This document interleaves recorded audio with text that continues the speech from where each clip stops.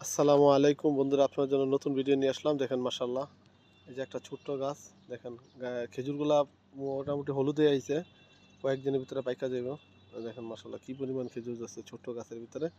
আমি আপনাদের একটা বড় খেজুর গাছ দেখাবো। খেজুর গাছে কয় মুন খেজুর হবে আপনারা অনুমান করবেন। বন্ধুরা দেখেন মাশাআল্লাহ, দেখেন সবাই মাশাআল্লাহ বলবেন। কত খেজুর দেখেন, এই যে দুইটা, তিনটা, চারটা, পাঁচটা, ওইদিকে আছে ছয়টা, সাতটা, আটটা, নয়টা, একটা 10টা। এই এক গাছের ভিতরে 10টা ছড়িয়েছে। আর দেখেন আপনারা, আমার মনে হয় 3-4 মুন খেজুর হবে। 3-4 মুন খেজুর হবে। এই দেখেন অনেকগুলো পাইকা যেতেছে, এই যে হলুদে আসছে দেখেন।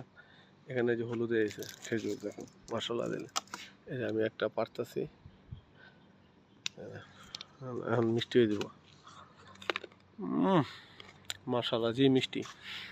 হ্যাঁ, 10টা ছড়িয়ে আছে এই খেজুর গাছের ভিতরে, এই একটা খেজুর ইয়াতে। তো সবাই জানাবেন কেমন লাগছে ভিডিওটা।